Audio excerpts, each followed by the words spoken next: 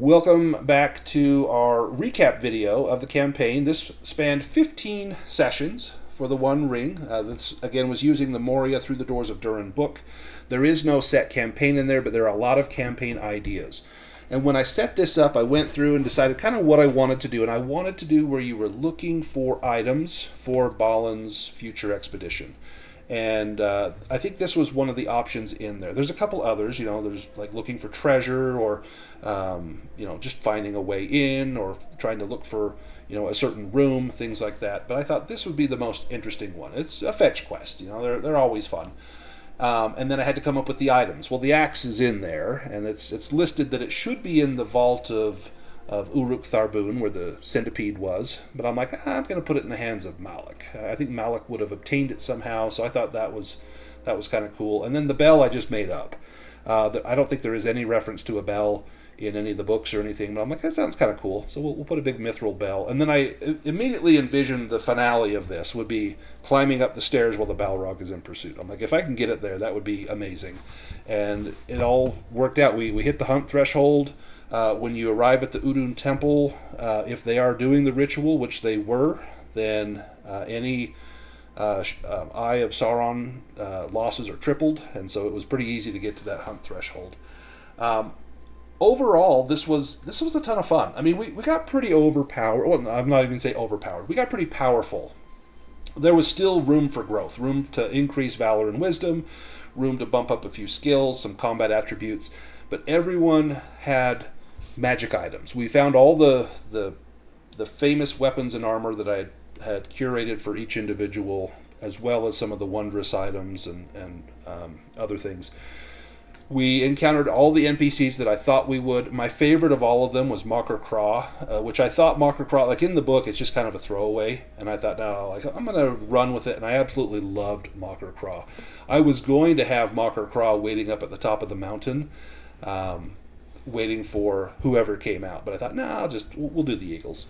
I figured this would be about 15 sessions. I was thinking maybe somewhere between 12 and 18, so 15 felt right.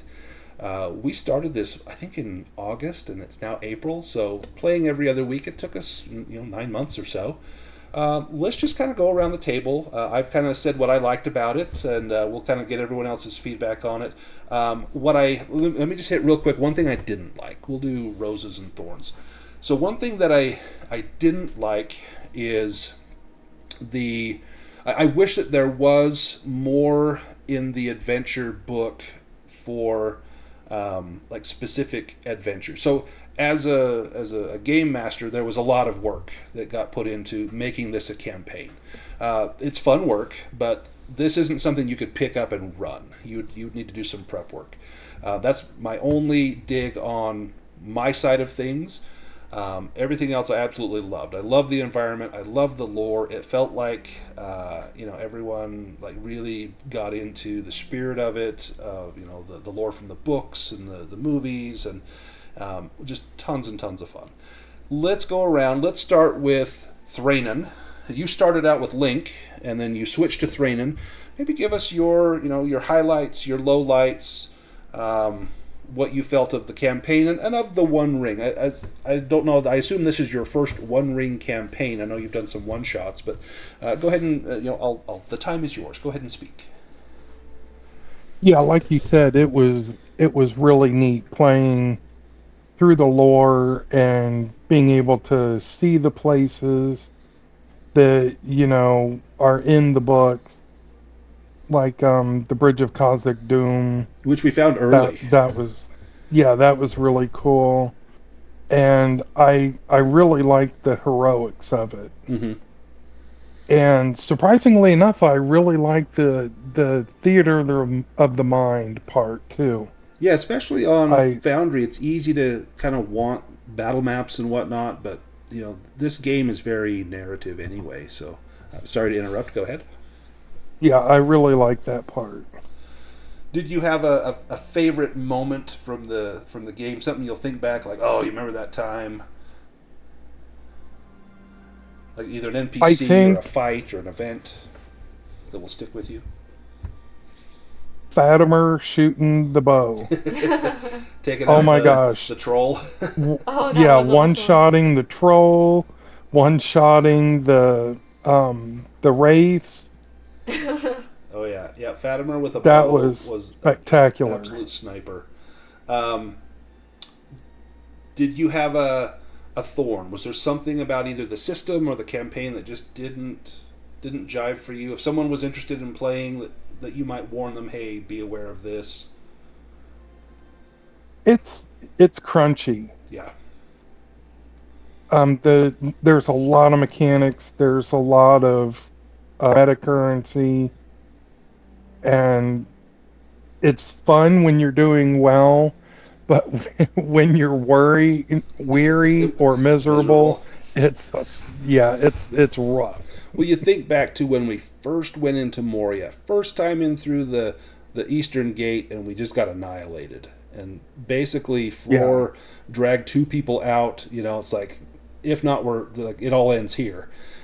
Like, to go from that to then, like, the 1 or 2 sessions later was the Bridge of Khazad-dûm, and Fatimer's like one shot in the troll, and like the 3 dwarves are going across the bridge, kind of single file, hidden behind Frór, and then all of a sudden the 2 spring out and leap to the side, and like, it just fantastic theatrical stuff. But then at times it's like what do I have to roll? Like, what's a distinctive feature? There's things with there that it's maybe not intuitive.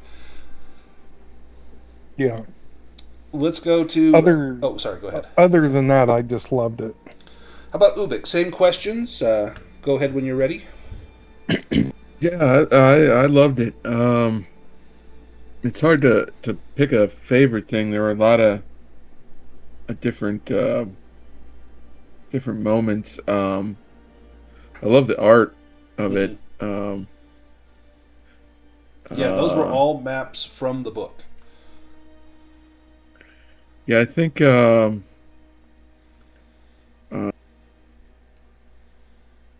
thing that sticks out, the one that sticks out the most, I mean, maybe it's just because it was today, but today's episode, I thought was, or today's session, I thought was spectacular. I think today's is gonna stay with me for a long time. Oh yeah, absolutely. That was just like, you know, just like set piece after set piece. Like it was. Yeah, it felt like the end of the campaign. Yeah. It was just like, you know, tense moment after tense moment, and wondering if we were gonna get through the next thing and the next thing, and well, half of us didn't get through. And you joined us partway through the campaign. I think we'd already done like 3 or 4 sessions before you joined. Did it feel like you could hop in and you kind of knew what we were doing, or did it take you a while to kind of get your legs under you? It took a little bit for the mechanics, because I'd never played before, and mechanically it is different from a lot of the other games I played, and it is crunchy. I still get confused. I think I'm still always asking, like, wait, what do I do here? What do I click there? That's pretty normal. Yeah. Yeah, I do find the system a little confusing, but it is, I think, easier because it's in Foundry and everything. Yeah. So it does all the math for you, which is nice. Right. Because it is kind of tricky math. If I was sitting there at a table trying to figure all this out, you know, counting on my fingers, I don't know, I'd be a little more flustered with some of the stuff going on. Yeah, I've played this in person, and it is much easier on Foundry just because it does all the math. Because otherwise, there's like, you got to look and reference numbers and, like, you know, what do I need to get a Pierce and things like that. So, right. If I had my only complaint is, like I mentioned, like, I love the art. The art's fantastic. So I didn't understand why whoever made the module, I don't know if it was made by Free League or not, no, but like it wasn't. For the enemy tokens, like, why did they use those tokens instead of using like art from So like the actual Free League art. So I have the answer to that.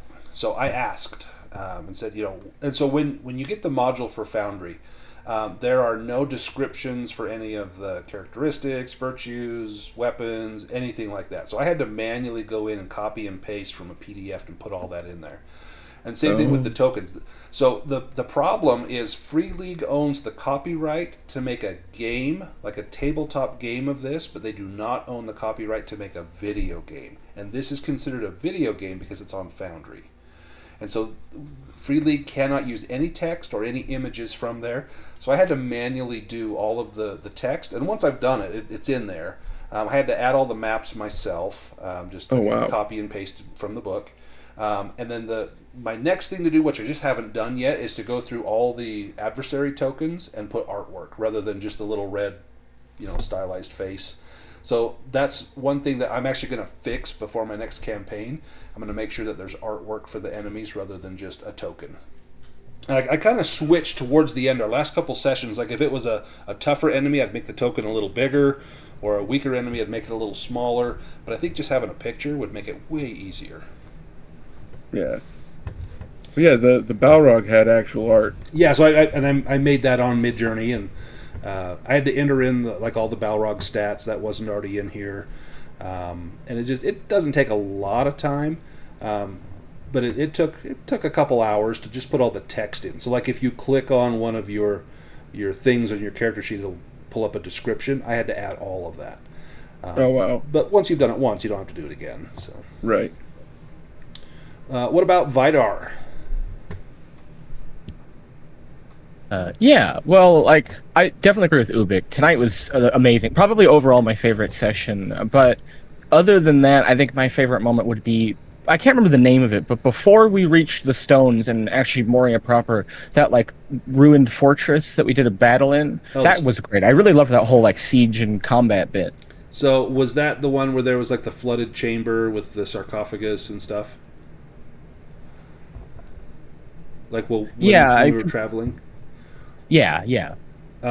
So that's the Star of the Mist, which that was it. Yeah, that adventure comes in the core book, and I've run it by itself. I've run it as part of this campaign. It's a fantastic adventure, super good. So anyone that wants to play the One Ring, I would start there, because it comes with the book, and it's a really compelling adventure. So yeah, I agree. I'm glad I put it in here. I was mostly at the beginning of the campaign. In fact, we got chastised by Balin for hey, you guys, found this dwarven king. You didn't bury his bones. Come on, he was refining us to make sure that one, we were up to the task, and two, that we would have the solemnity to go into basically a giant tomb and care for what we found there. So he was making sure that we were capable with weapons, but two, also respectful. And we passed, and it took a little work on our part, but we proved it to him that we could do this. Did you have a negative, like a thorn, anything that you didn't like, or that you might tell someone, hey, be aware of this, either in the system or in the campaign? Yeah, everything for me is just personal nitpicks. I wouldn't even say it's objectively a bad thing, but point sharing. I hate point sharing. I don't like when I always feel guilty for taking points, but then if I don't take points, I feel like people are going to judge me. Right. There's no winning. So that is a weird personal thing, which isn't really a system problem, but I always hate any system that is point sharing. Also, the combat is amazing, but it felt like 4 goblins could easily kill you, and then you'd spend a month having to hide in a room to heal, which didn't really fit the theme of rushing through it very much, which is kind of a nitpick, but yeah, no, it was a really good campaign. Yeah, I think for a one-shot, I got no problem with, it takes you a week before you can get, back to adventuring, but when you're in the middle of a dungeon, it's we got to barricade ourselves for a week and just sit here smelling each other's poop until it's time to open the door and leave. So that's you kind of have to suspend your disbelief a little bit there. Now that I got Miss Pick over here laughing, Fatimer, how about you? Yeah, my favorite parts, I definitely liked Mocker Craw. I thought he was a cool NPC to like interact with. My favorite like moment for me personally was going in and rescuing the eagles. Mm-hmm. And then like we had someone to come rescue us in the end. Yeah, so I knew right away like it's going to end with the eagles because so does the the Hobbit and the Lord of the Rings. Like if there's eagles, they got to come get you. Right. So, but you had to put in the work to earn their trust and give them a reason why they should come help you. So I loved the fact that it wasn't just handed to you, but you actually had to do stuff to make that happen. Yeah. And then with the One Ring, I also really like doing like the journeys. Mm-hmm. It just makes it feel a lot more like Lord of the Rings, like doing travel and stuff. Yeah, like the that. travel is a big part of the experience of the story. So I love the journeys and the councils. I think they're like mini games, and I think they're fun because it's not combat. Sometimes it's more important than combat. Now going through a dungeon filled with orcs, it's going to mostly be combat. But if this were this is an atypical campaign, I think, for the One Ring. Otherwise, councils and journeys may be a bigger part of it than just going through and racking up a kill count. But yeah, I'm glad you mentioned that because that was one thing I forgot to mention is how much I like the journeys specifically. And there is a special journey table for Moria that we used rather than having I forget what it is in the normal one. It has the delver instead of the hunter. So because you're probably not going to hunt much down there in the depths, but you will delve, and so you make a crafting roll. Like if you need to repair a passageway so you can safely get across, or remove a stone barricade or things like that. So I thought it was cool that it had that feature to it as well. Any last comments, Fatimer? What didn't you like? Anything? This is not really like the fault of the game at all, but like some of the dice rolls were actually terrible. Like, yeah. I know I went like multiple sessions with like less than 5 successes. Right. But then I would go like one shot a troll. Yeah. So that was like my only. Yeah, it gives and it takes, and it's.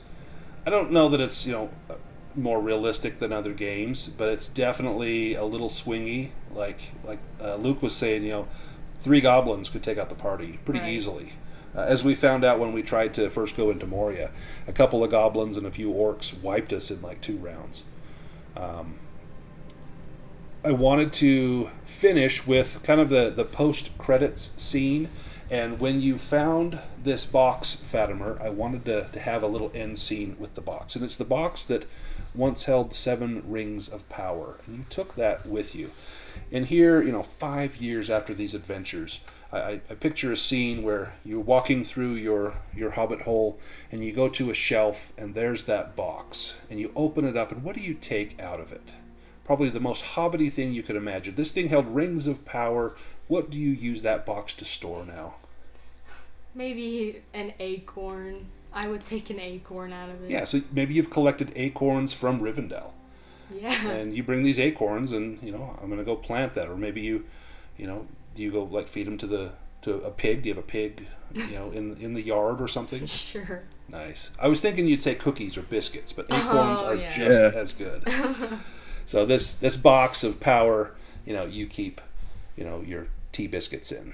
Nice. Awesome. Well, thank you, everybody. Pipeweed. Thank you. Yeah, pipeweed would be fantastic. I totally skipped over Frór. I'm sorry.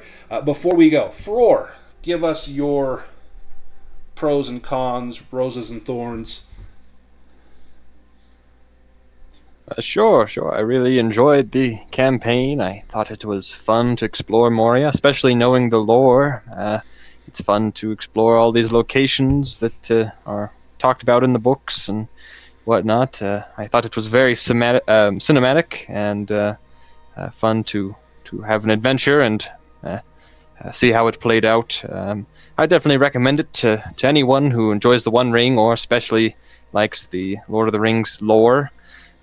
My favorite scene was I really enjoyed this last session. I think I would agree with Craic on that the last session was very good. And my favorite NPC was Stillmacher Crow. I thought he was funny, and a good NPC for the session. But yeah, that's my thoughts.